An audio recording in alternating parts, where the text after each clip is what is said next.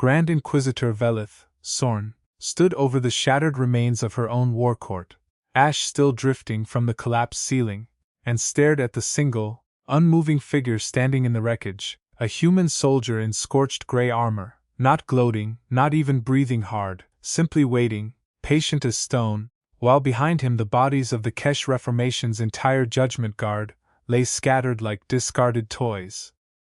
3 minutes earlier this chamber had held the most feared enforcers in the 9th sector. Warriors bred and conditioned since birth to break enemies without mercy.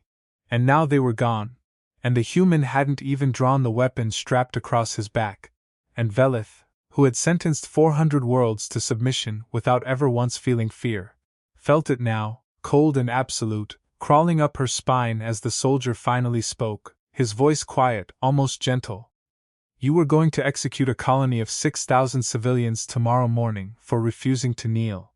I came to ask you, respectfully, to reconsider. And it was the word respectfully, more than anything else in that ruined chamber, that told her exactly how much trouble she was in.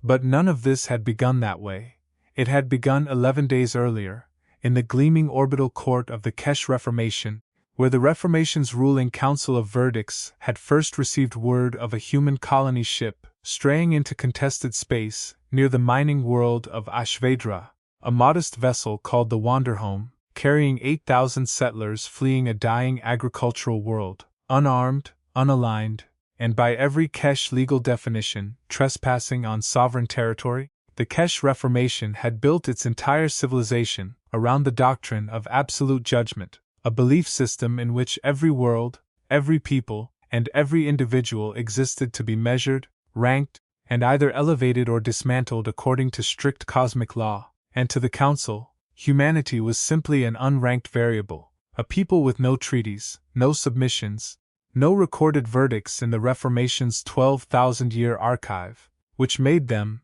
in Kesh eyes, worse than enemies. They were undefined, and undefined things had to be classified before they could be tolerated. High Verdict Keeper Ossun Cathrell, the ambitious young official who had championed harsher policies since his appointment, argued forcefully that the Wanderhome settlers should be seized and enslaved as unclassified assets pending judgment, a proposal that horrified the Reformation's aging chief arbiter, Senna Vray, who had spent decades trying to soften the doctrine's cruelest edges from within, but who found herself outvoted 3-2 as the younger, hungrier faction of the council smelled opportunity in an undefended human ship. The order went out within hours: seize the Wanderhome, and if its escort, a single oddly small warship trailing behind it, offered resistance, destroy it as an example to any other unclassified species foolish enough to wander into Reformation space. That escort ship was the UNS Halcyon Vow, and its captain, a soft-spoken but iron-willed man named Rafael Osei, had spent the entirety of humanity's post-collapse rebuilding years, commanding refugee convoys through hostile territory, having personally overseen the safe passage of over 200,000 civilians across 17 years of quiet, unglamorous, unheralded service, and when Kesh interceptors surrounded the Wanderhome, demanding its surrender, Raphael did something the council had not accounted for at all. He didn't run, and he didn't fire first. He opened a channel and, in flawless Reformation standard learned from decades-old intercepted transmissions, calmly informed the interceptor commander that the Wanderhome carried no weapons, no threat, and no intention of trespass, and requested safe passage through what he called a misunderstanding between strangers, a request the interceptor commander, a rigid young officer named Dasal Kor, eager to prove himself, answered by opening fire without warning on the unarmed colony ship.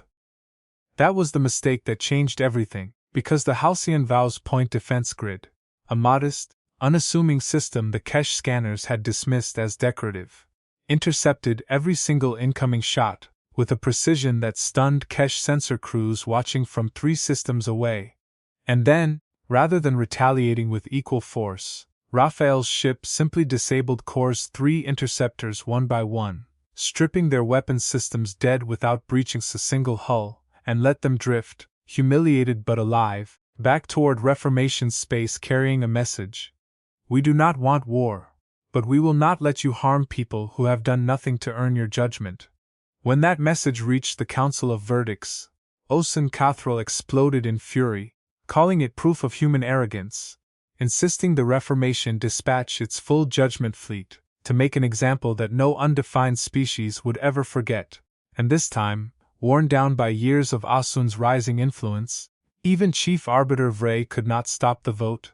6 Kesh warships, bristling with the Reformation's most advanced judgment-class armaments, set course for the Wanderhome's position, expecting to erase a single defiant vessel and restore the Doctrine's unbroken record.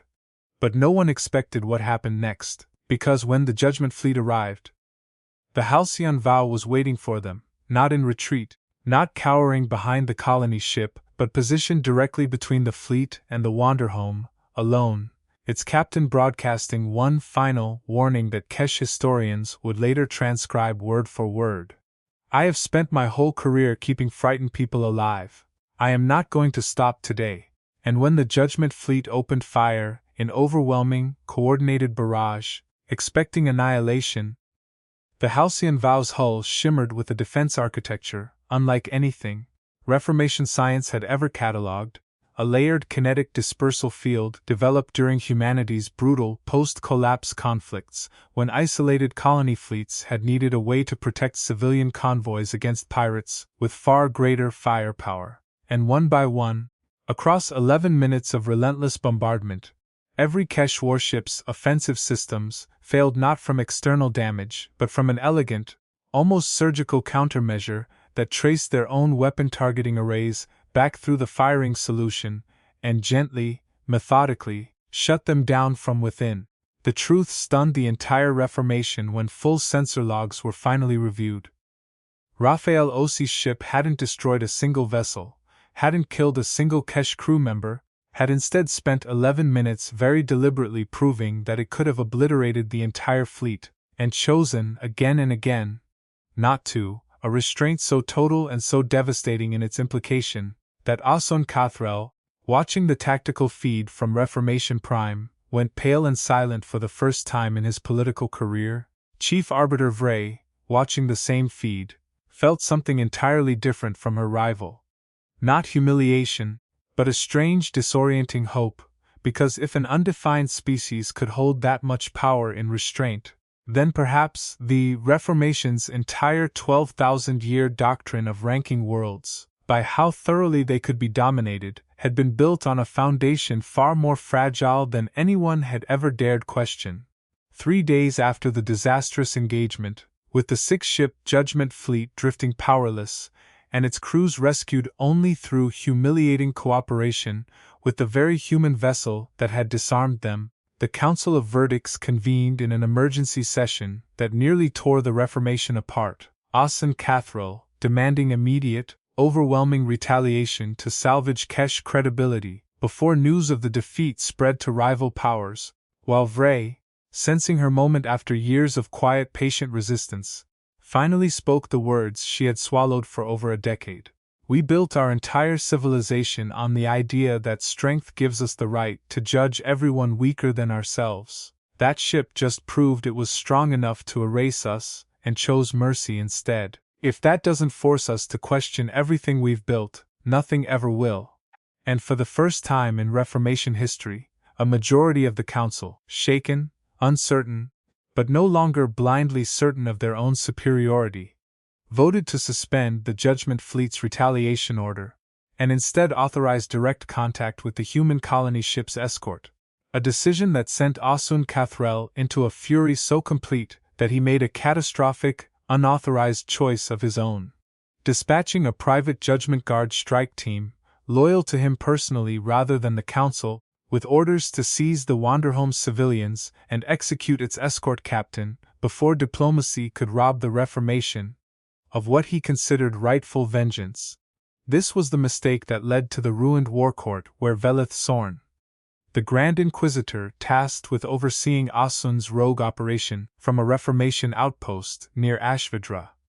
now stood amid the wreckage of her own Judgment Guard, because Rafael Osei, warned in advance by an unlikely source, a junior Kesh officer, one of the disarmed interceptor crew Rafael had spared, who had quietly transmitted news of the illegal strike team out of what she herself could not fully explain except as an unfamiliar, unsettling gratitude, had arrived first, alone, and dismantled an entire elite guard unit not with slaughter, but with the same precise, disabling restraint that had crippled the Judgment Fleet days earlier,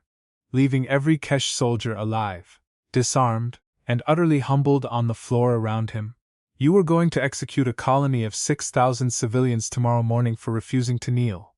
Rafael said again, quieter this time. I came to ask you, respectfully, to reconsider. And Velith Sorn, staring at a man who could have killed her entire command and chose instead to simply ask, felt the last of her certainty about absolute judgment crumble into something she had no doctrine to describe. She made her decision in the silence that followed. Not the decision Ossun Cathro would have wanted. And not, she suspected,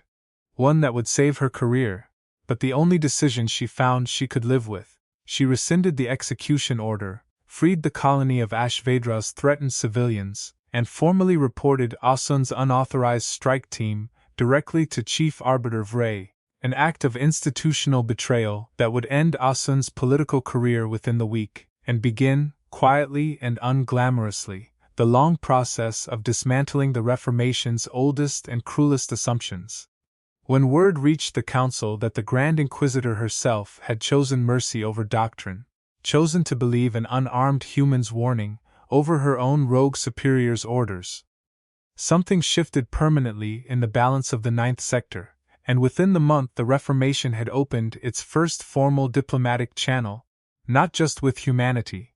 but with the quiet, stubborn idea that strength without restraint was not strength at all, only fear-wearing armor? Rafael Osei, when later asked by a visibly shaken Chief Arbiter Vray how he had known his restraint would eventually be believed rather than mistaken for weakness,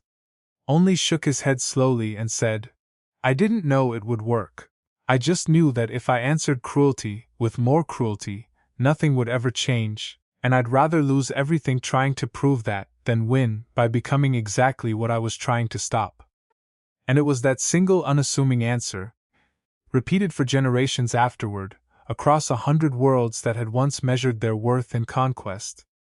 that the galaxy would remember long after the wreckage of the Judgment Fleet had been quietly salvaged and forgotten. Not the 6 disabled warships, not the fallen Judgment Guard, but the moment an empire built entirely on judgment finally understood, through the actions of one unassuming human captain, that the truest measure of power had never been how much destruction you could cause, but how much you were capable of, and chose, deliberately, not to. In the years that followed, historians on both sides would argue endlessly over what to call the events at Ashvedra. The Kesh archives labeled it the reckoning of restraint, while human records, characteristically understated, simply filed it under Wanderhome incident, resolved, as though 8,000 lives and the collapse of a 12,000-year doctrine were a footnote rather than a turning point. Chief Arbiter Vray, who went on to lead the Reformation's first genuine reform movement in living memory, kept a single memento on her desk for the rest of her tenure. A small, scorched fragment of armor plating,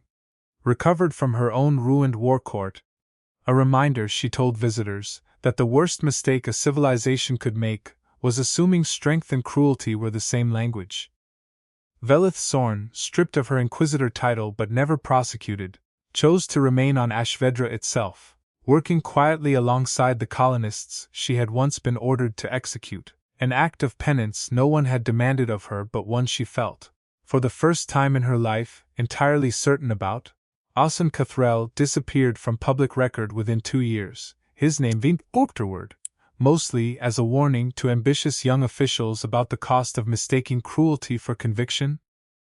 And Rafael Osei returned to the quiet, unglamorous work he had always preferred, ferrying frightened colonists across dangerous space, never seeking the recognition that 100 worlds now offered him. Content instead with the knowledge that 6,000 people who would have died beneath Kesh judgment were, instead, simply alive, tending fields and raising children under a sky that no longer belonged to anyone's doctrine but their own? And it was said, in the quiet decades that followed, that whenever a young Kesh official proposed harsh judgment against some newly discovered, unclassified people, someone in the room would inevitably ask, almost as ritual now, whether they had considered what happened the last time the Reformation looked at something it did not understand and chose fear over patience. And more often than not, that question alone was enough to change the outcome. Which was, in its own quiet way, exactly the kind of victory Rafael Osei had always hoped for, not one carved into monuments, but one that simply kept happening, one hesitant decision at a time, long after anyone remembered his name.